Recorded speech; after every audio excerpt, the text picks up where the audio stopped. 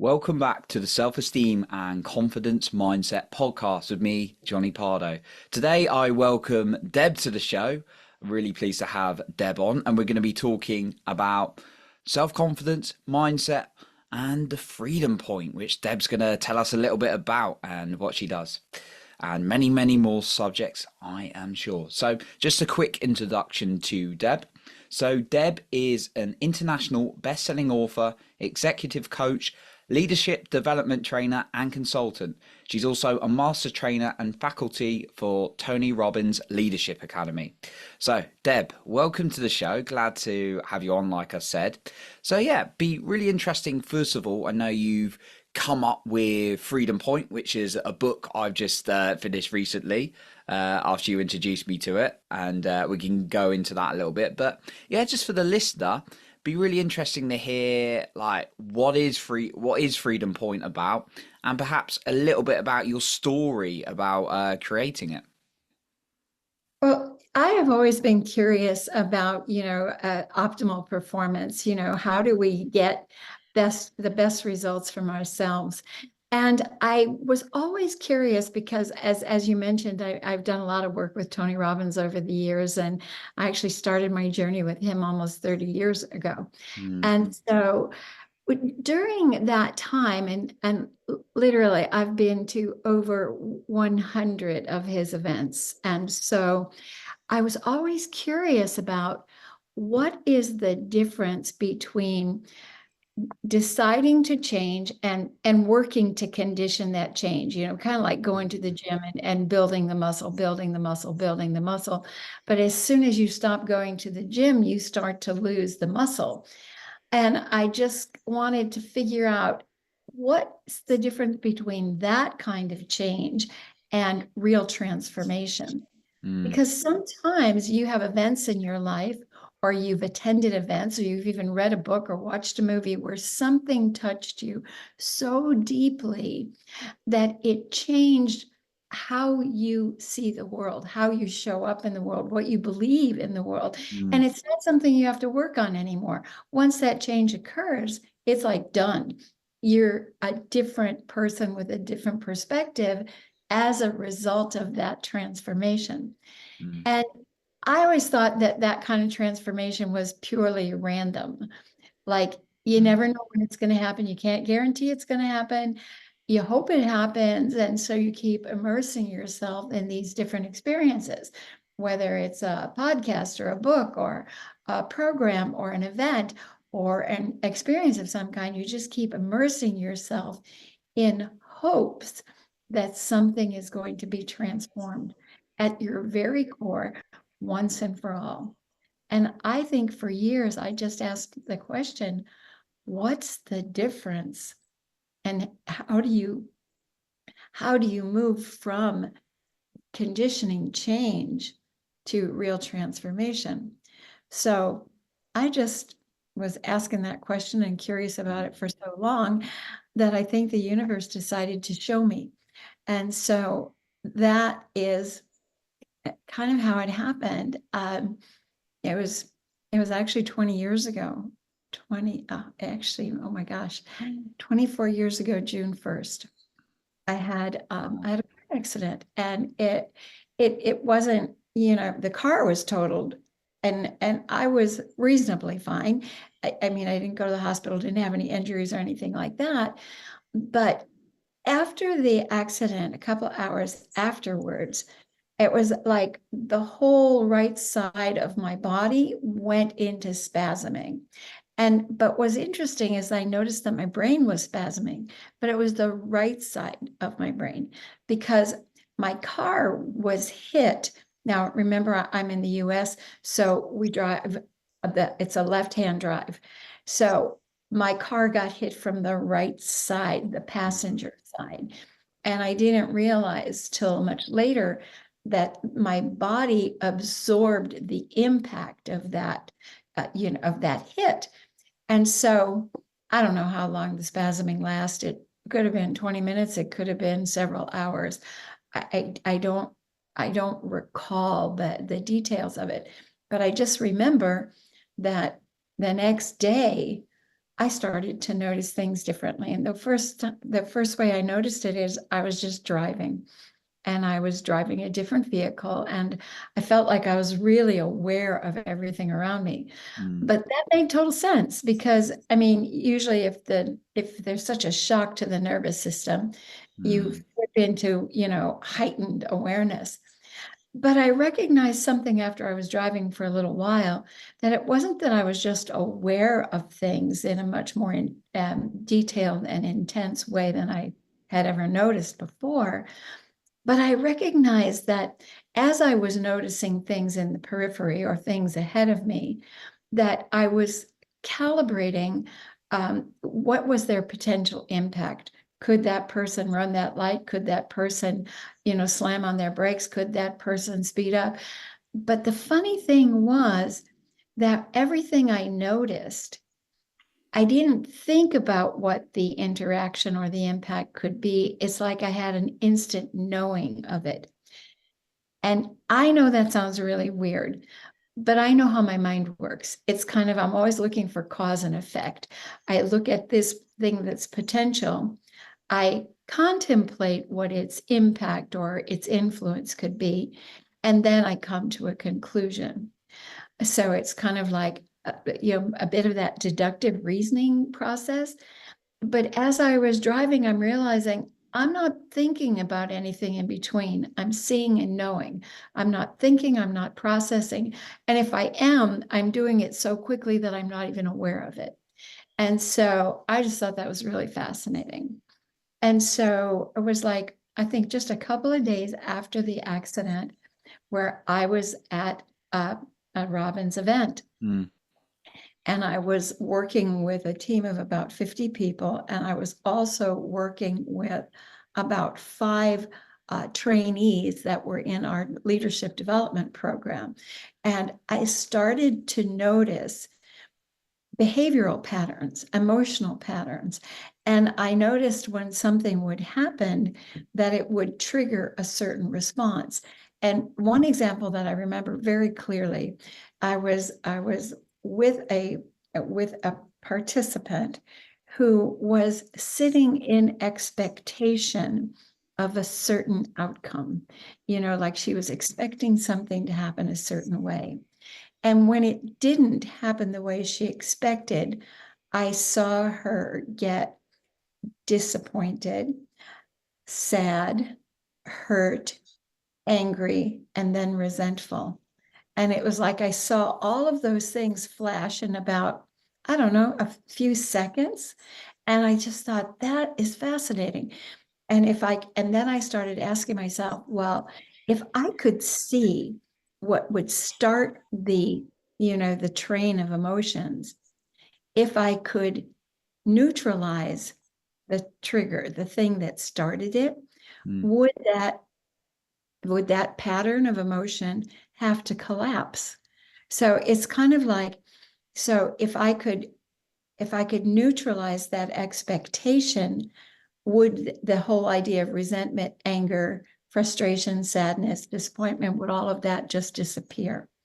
And so, because I was seeing that and asking that question, I started exploring and I started experimenting. And so, for the next several months, I think every human being that I came into contact with was became a bit of a guinea pig for me to experiment. And and I also believe that, that through those next several months, that I remained in a somewhat altered state because I was seeing things in a completely different way. And by seeing those emotional patterns unfold, it allowed me to ask different questions. And so it began with thinking, okay, if this pattern ends up in resentment, can I unwind it? Can I move it back from the resentment to the anger, to the frustration, to the sadness, to the disappointment, and eventually bring it back to the expectation? So my first exploration for several months was about how do you unwind or unroll these patterns? And then, that just led to well, how do you actually remove those patterns? How do you, um, how do you work with the intelligence of those patterns? And so as I started exploring that, different pieces of the puzzle started to drop in. Mm. And one piece came in a very funny way because I was watching a documentary on quantum theory, on string theory. Mm. And I remember that the statement that remember that everything is energy and every energy has a frequency, and that frequency contains information. And I thought, oh, wait a second. If everything is energy and information, and and the frequency determines the information that's communicated, would that have to be true of every single emotion? And I thought, of course it would. That only makes sense. That emotion. And so I began to look at emotions as not bad or good, positive or negative, Mm. but just really information being communicated at a certain frequency. And it's an energy that moves through the body or lands in the body as as we experience it. And so that was one piece of the puzzle. Mm. And then another piece came with, the recognizing that and this actually came from, my curiosity with emotional intelligence. And I realized that, I'd read quite a bit about emotional intelligence and that we can develop our emotional intelligence. And our emotional intelligence is also our capacity to recognize and have some understanding of other people's emotions.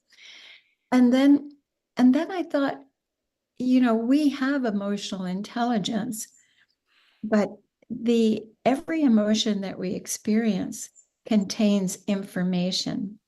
And so it occurred to me that not only do we have emotional intelligence, but that all emotion is intelligent.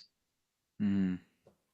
And that may not sound like a big shift, but it's a radical shift. That all emotion is and of itself intelligent, and it all has a specific intention. It has a communication, it has a job to do. Mm. And so that was another piece of the puzzle, that it's intelligence that it's how we interpret the environment around us, it's how we experience the world, but it's the intelligence that comes from how we filter our experience. So, okay, all emotion is intelligent, it's energy and information, it's not positive or negative, it's not bad or good, it just is. Mm. And then the next piece of the puzzle was that, if human beings all experience emotion and that we describe it very similarly when we experience it. And so it occurred to me that emotion is also a language, Mm. and it's a language that we all understand. You know, they we know that math is a universal language. We know that music is a universal language, and that in many capacities, movement is a universal language.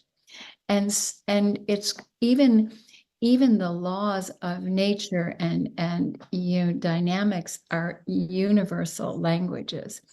So I thought, well, if we all experience emotion and that we describe our feelings in very similar ways. We all know what it's like to feel hurt. We all know what it's like to feel sad. We all know what it's like to feel angry. We all know what it's like to feel frustrated. So there's a commonality that we share in this language of emotion. And so I thought, well, if it is a language, then we are or have a communication system that allows us to experience these emotions. And that we also have learned that emotions create a certain chemistry in the body. And Mm. so there's a dynamic to emotions that is fundamentally similar among all human beings. Now, we all benefit from serotonin, dopamine, adrenaline, oxytocin, all of those chemistry. All of that chemistry is not just chemicals in the body, it's a feeling, it's a sensation, it's an emotion. And so I thought, well, if we are a communication system or we have a communication system, then this emotional system has to be every bit as perfect as every other system in the body. And I thought, well, let's think of all the systems that keep this organism alive. We have the respiratory system, the digestive system, the vascular system, the endocrine system, the immune system, the parasympathetic system, the sympathetic nervous system. Mm. We have these systems that function miraculously, and that, to my knowledge, science has never been able to improve on our system. They can repair the system, they can treat the system, but to improve upon the system has never been achieved. That you can work with the brilliance of the system. So I figured, well, if those systems are brilliant and flawless, then the emotional communication system must also be brilliant and flawless. And so that kind of made me think, well, if the system is flawless and we have such a hard time with certain emotions, then what's flawed is our perception. Mm. It's not, the system's not flawed. What's flawed is our perception, how we interpret it. So we have been taught forever that certain emotions are bad. Mm. They're bad, they're not acceptable, nobody likes them, don't do that, don't go there. And oftentimes we think, oh gosh, I know it's bad to be angry, and I'm so freaking angry, and I can't stop being angry. So if that's bad, then I must be bad. If I'm fearful, then I must be bad. If I'm anxious, I must be bad. If I'm worried, I must be bad. If I'm depressed, I must be bad. There must be something wrong with me. And that conclusion is completely false. The reality is, if you think back about the whole premise that it's a communication system, then what's the communication? What is the communication behind anger or sadness or depression or guilt or shame or worry or fear? What's the communication? And so I just figured, okay, if it's all intelligent and it's not designed to be destructive, and we'll talk about that in a moment because you and I talked about that previously, is that there is an intelligence behind everything you feel, and everything has a job to do, and everything comes to serve in some way. And if I could give you an example, like we all experience fear at times, and some fears are more intense than others. But fear is an emotion that is really designed to say, be careful. Mm. It's there to say, maybe you're fearful because you're going into a brand new situation. You don't know the territory. You don't know what to expect. You don't know what's expected of you. So fear just says, kind of gather your wits about you, pay attention, notice what you're going into, notice what's happening around you, and notice what kind of feedback you're getting from the environment. Fear usually means, slow down, be careful, proceed with caution. Mm. And fear, most of the time when we're fearful, it just means that we're not prepared. So fear says, hey, prepare. You're about to do something that's important to you. but you haven't prepared. What do you need to prepare? What do you need to learn? What do you need to check out? What do you need to ask about? So fear has all kinds of beautiful intentions. And usually, like say, for example, if a young high schooler is fearful of an exam coming up, Mm. 9 times out of 10, they're fearful because they haven't prepared. They're fearful because they haven't studied. They didn't pay attention in class. Maybe they didn't do their homework. Maybe they just get nervous under tests. So the fear is all about saying, to alleviate the fear, prepare, Mm. study, review, or calm down, or reflect back on what you've already learned. But because we don't like this feeling of fear, we try to control it and manage it, and then it gets stuck because we're not processing it. And so one of the things that I learned in the exploration of all this is that if I'm working with someone and they're feeling anxiety, usually I'll kind of guide them into a light meditation, and I'll just ask them to take a couple of deep breaths, and as they scan the body, where in the body do they sense this emotion? And that if it's in the body, it's because it lives there. Mm. If it lives there and it hasn't been fully processed. And oftentimes, the emotions that we hang on to are the ones that have been there to protect us throughout, throughout our growth. Mm. Um, like like the fear of rejection. Huge one for a lot of people listening. And I can Yeah, remember this in your book, actually people having conversations with parts of their body and you guiding clients through this process of like, okay, you're feeling like anxiety here and having that conversation with that intelligence. yeah, it's so beautiful. And the cool thing about doing it that way is that the individual recognizes that it's real for them, you Mm. know. So, and I remember, I know this is going to sound really, really crazy, but I was working with a young lady that she and her husband, they were trying to get pregnant. Mm. And I asked her how was she feeling about it. And she says, I feel really frustrated. And and so we go into this meditation, and I go, okay, so as you scan the body, where do you feel this frustration? Where is this energy, this information called frustration? And she said, it's in the upper left quadrant of my right ovary. And I Mm. thought, oh my God, how specific is that? And who on Mm. earth would think that frustration would hang out there?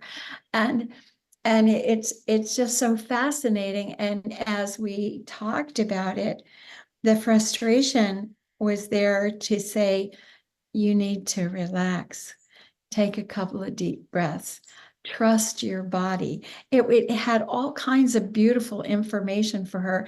And I'm telling you, I'm not taking credit for this, but 6 weeks later, she was pregnant.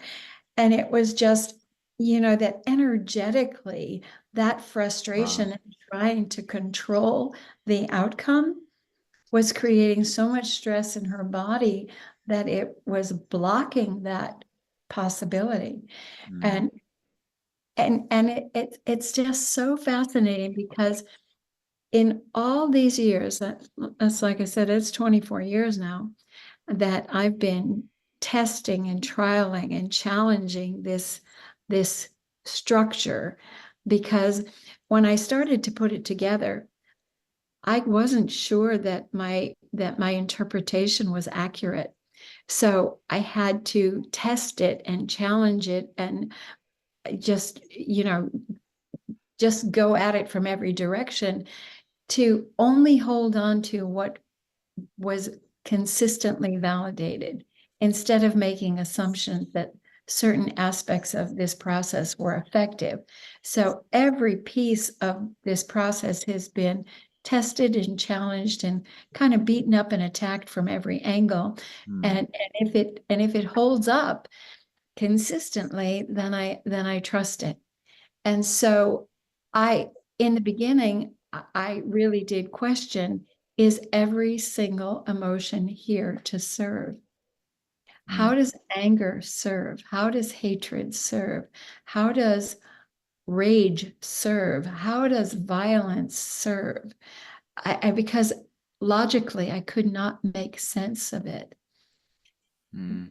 Every time I challenged even these most scary emotions, the client, the individual was able to share the upside of that emotion, the benefit of it. And it might be helpful to just give an example of that. Mm.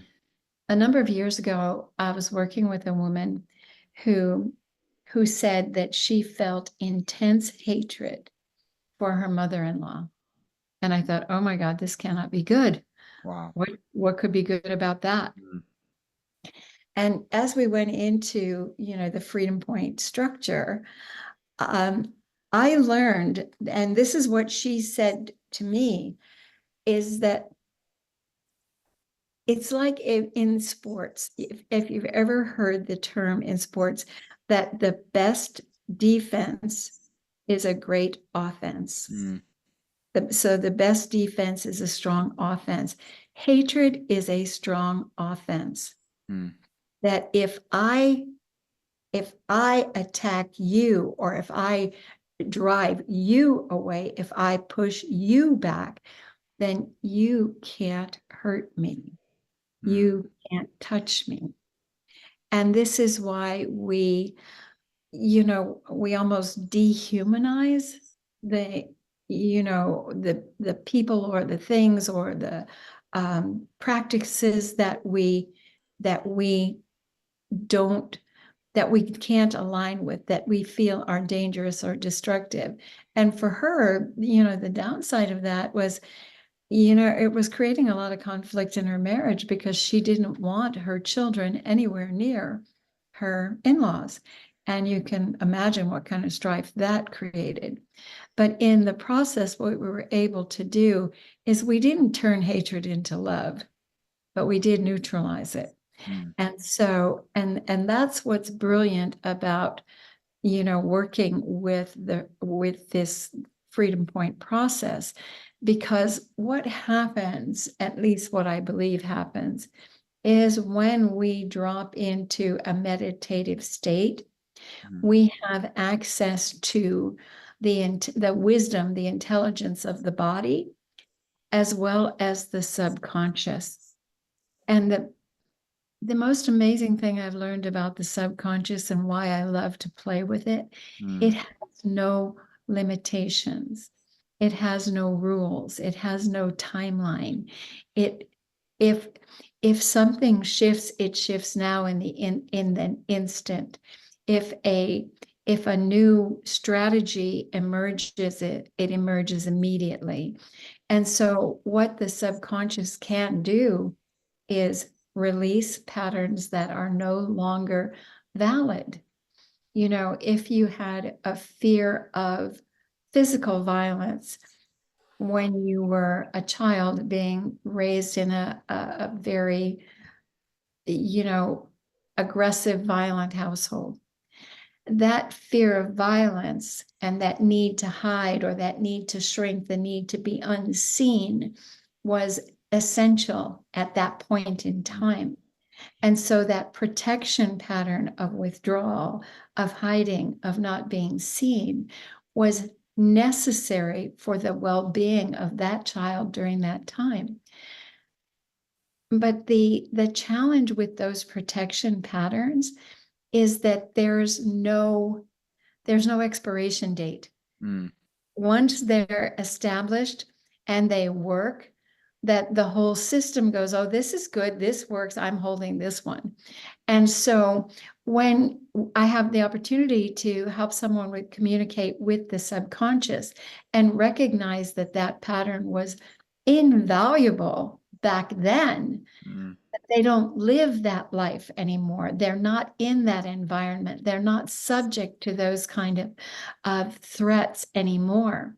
And so that protection pattern is no longer necessary. And when the subconscious goes, hey, you're safe, you're not at risk anymore, it's time to let that fear go. And generally, it's the beautiful thing about it is you move energy with breath. And you love breath work, so you Mm. know how powerful that is. Oh yeah. So just with intention, you take a deep breath, and with permission and intention, you release that energy through the breath. You just let it go. And so that was my first evolution of the Freedom Point work, was releasing patterns that are no longer necessary. But then I discovered some patterns don't want to go. They're Mm. going, "Oh, I'm not going anywhere. This person will fall apart without me." And literally, I've had those conversations where the information in the body says, nope, I'm not going. There'd be a basket case if I wasn't here. And so I started to question, well, what else can you do? If you feel like you need to be here with this person, for this person, Mm. can you adopt a new strategy? Can you change the rules about how you operate? Can you partner with other emotional resources to enhance the upside of your service and to completely eliminate the downside? Mm.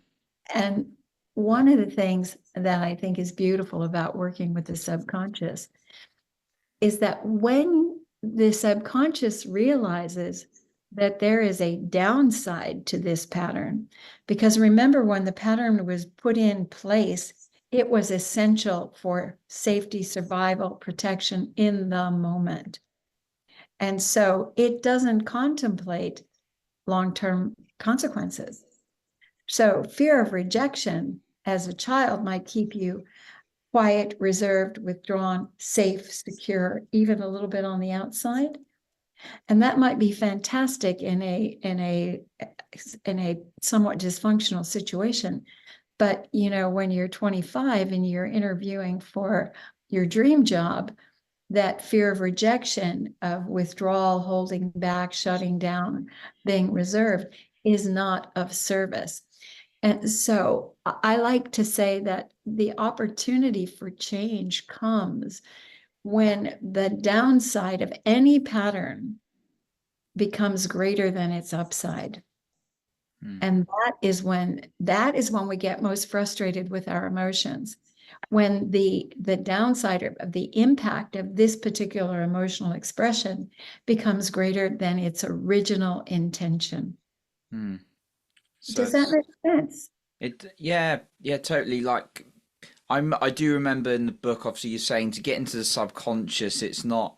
There's a little bit of a process, and you talk about getting into that meditative state, dropping Mhm. like the changing your brain waves into that pattern. I know for me, like doing deeper breathwork sessions, I can kind of breathe into certain things and coming up and then doing even deeper work in the jungle. Like I'm able to access, I was able to access quite a lot.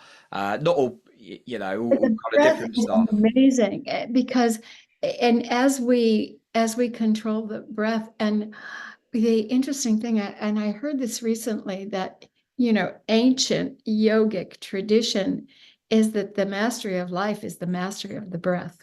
Mm, And that's so profound, because most of the time our breathing is much more shallow and we're in our headspace. And the object of the mind, or the intention of the mind, is try to make sense out of everything. And so a lot of times when things don't make sense, we make things up. We mm, think that means that. So therefore, this is, been there.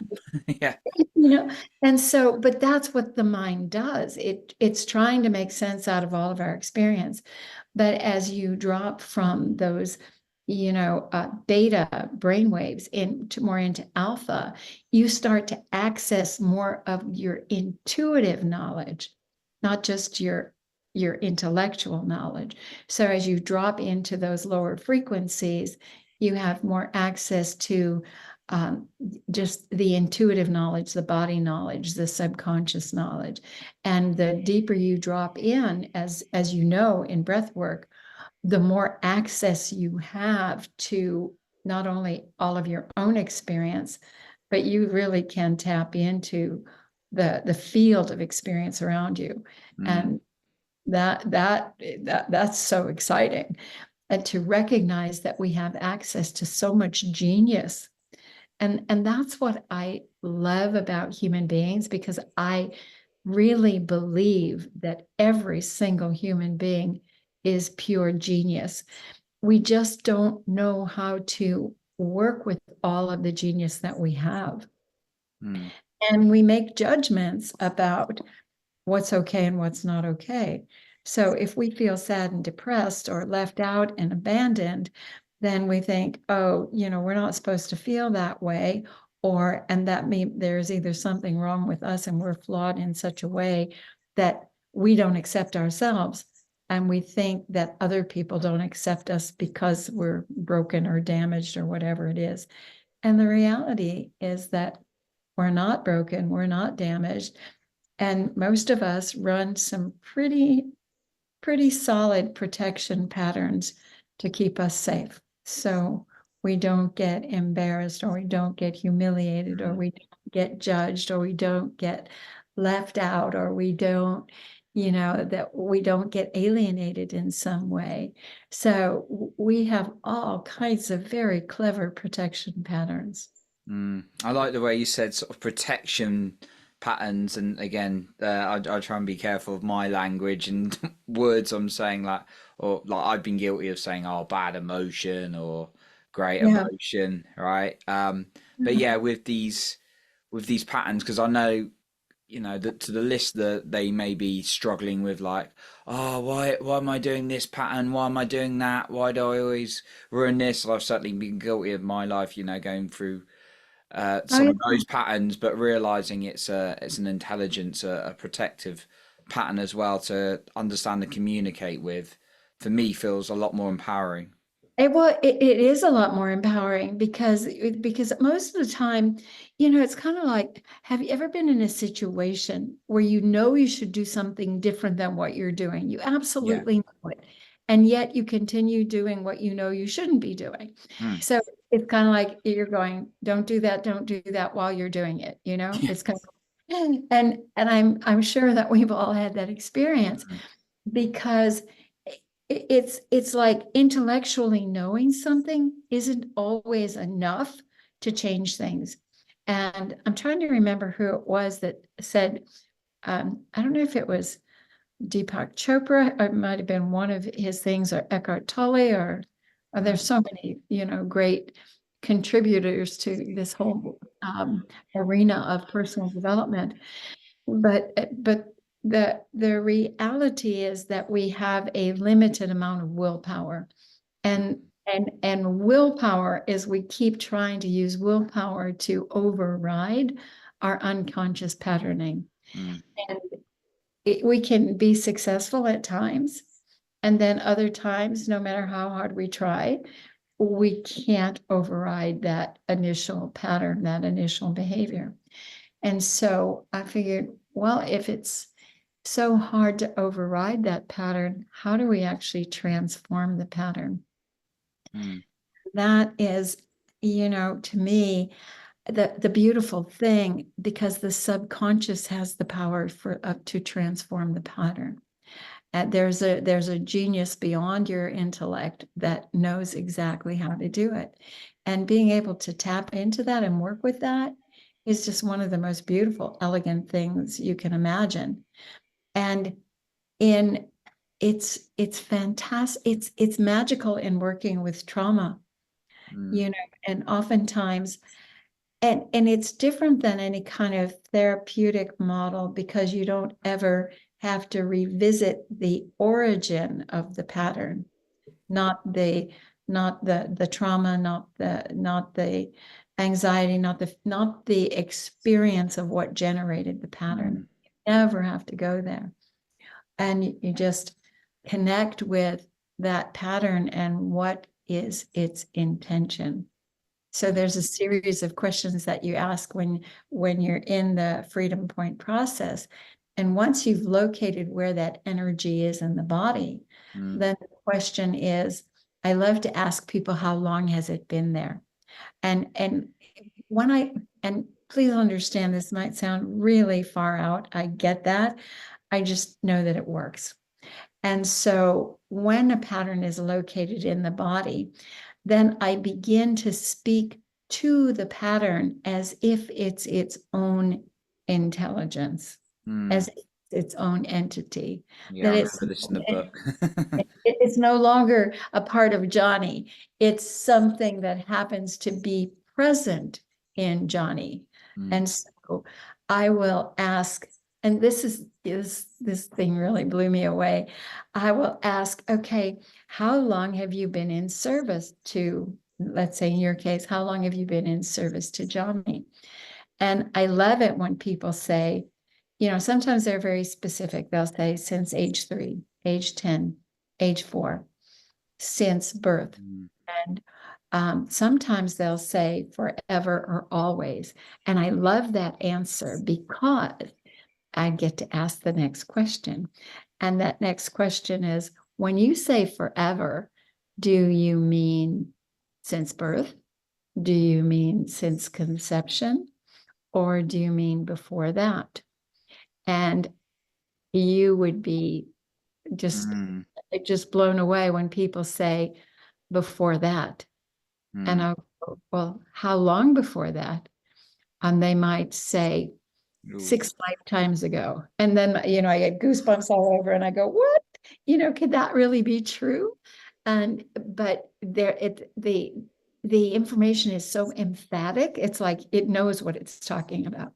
Or sometimes it'll say many generations or several generations or Mm. 3 generations. And I'll say, so if 3 generations, does that mean that it's an inherited pattern? And, they go, well, yes. And I go, okay, did it come from your father's side or your mother's side? And usually they'll say one or the other, and sometimes they'll say both.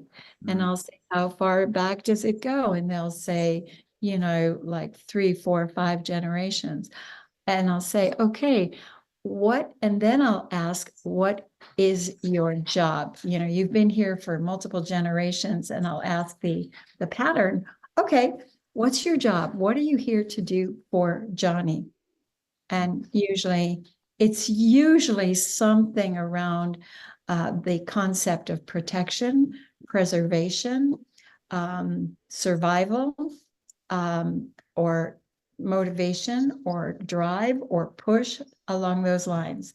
And so, and in those generational patterns, I like to ask, is that what you did for the previous generations? And sometimes it has a different job for previous generations. And then I'll ask, what do you want to be different in this generation? And it's so fascinating. I feel like, and I think I shared this with you once before, is that in these conversations, I feel like I'm eavesdropping on the wisdom of the universe because I'm hearing knowledge from generational experiences, from past life experiences, from the intelligence of these patterns that's been in operation for eons, and that preservation, survival, protection, these are the patterns that all of us cling to, because the first order of any living organism is survival. Mm. That's the first order of business. No growth, no expansion, no actualization can occur until survival is assured. Mm. And so, and so that's how brilliant the system is. Mm. I am going to be there to provide whatever protection pattern you need to get through whatever is the challenge that you're faced with in your early development. And so we build walls, we withdraw, we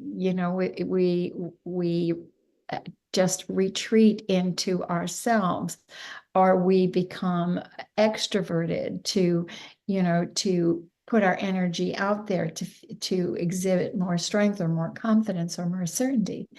Every single one of those patterns is intelligent in its execution.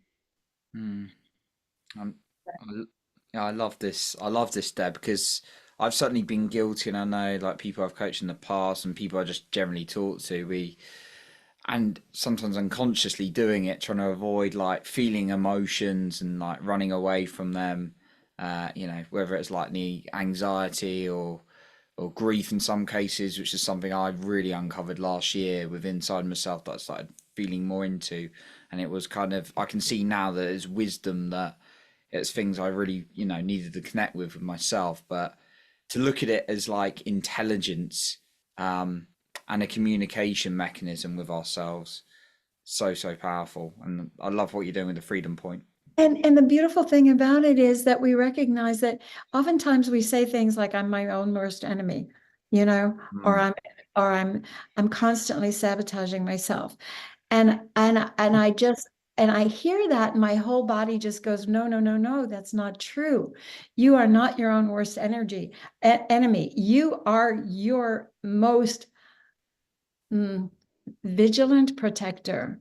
mm, And so and whatever pattern you're running, when that pattern was installed, and even if it was inherited, because oftentimes we run these patterns that of um, of lack or scarcity or persecution or threat that don't even belong to us, but genetically we inherited mm, these, and so we don't understand why they're there. mm, In being able to trust your own system and recognize that there is an upside to every single thing that you feel.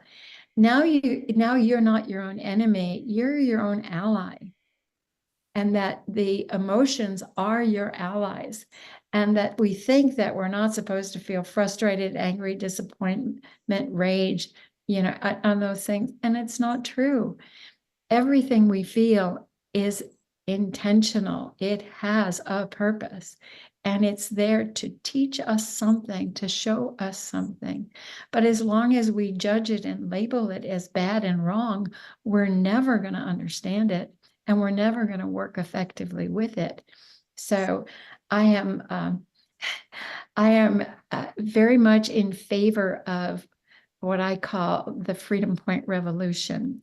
And that is to just revolutionize how we interface with our own emotions and how we see them, and to recognize the brilliance and the intelligence behind this incredible system that we have, and to learn from it and to work with it and to become more and more effective human beings by doing so, mm, and to be able to transform these patterns, because even though they came to protect us initially, at some point, this I like to think of these protection patterns as sometimes they get to be like overprotective parents.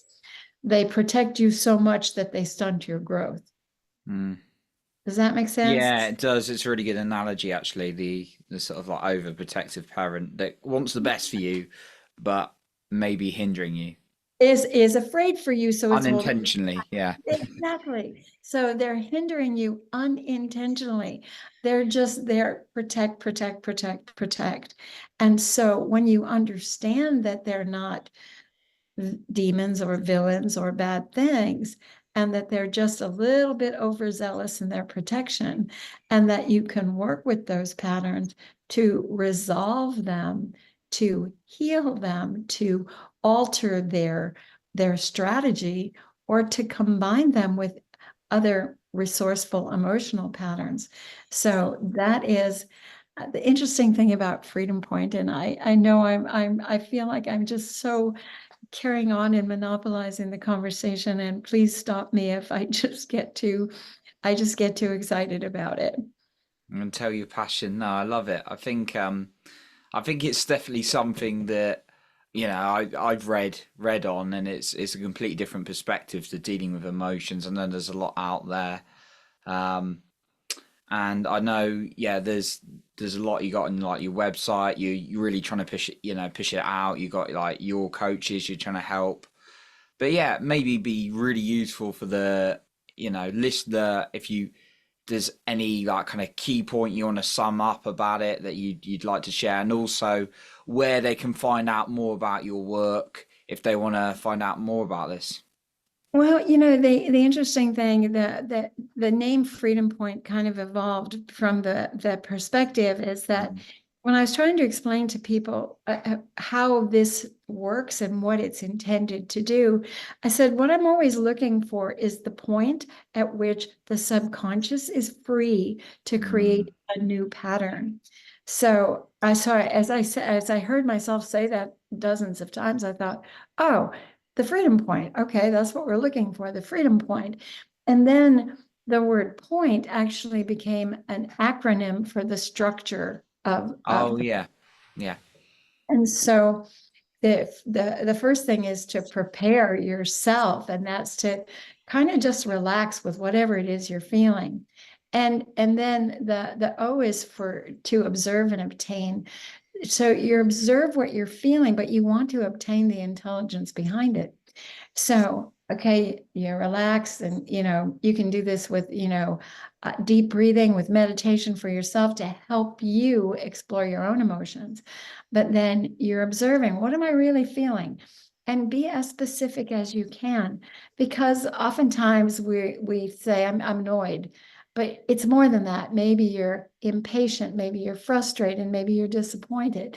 But get still long enough to identify what you're actually feeling. And then we obtain the information by inquiry. So when you say, what am I really feeling and where am I feeling it in my body?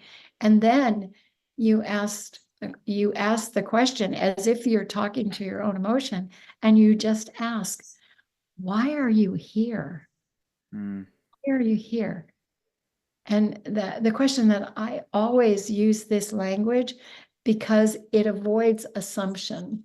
And that is the question I ask, if it's true that you're here to serve me, if it's true, because I don't want to say, you're here to serve me. And then it goes, no, I'm not. So if it's true that you're here to serve me, what do you want from me? What are you trying to do for me? So that's the inquiry. So you have prepare for the P, observe and obtain for the O, inquiry is the I. And then when you inquire, what do you want from me? What do you really want? Well, I want to keep you safe. And then you go, okay, you inquire as to what's the benefit of you being here? What's the upside of your service? And what's the downside? What are the consequences of this particular pattern that you never considered? Like, I play small, I hold back, I don't speak up, I withdraw. And you start to recognize what's the downside of the pattern, Mm. but also get to appreciate the upside. And this is where you align with yourself. There's an upside to this. It's pure protection. It's trying to keep me safe. Oh, there's a downside. And we don't want the downside. That's not what we really want. And so in the inquiry, you go, okay, you want the upside.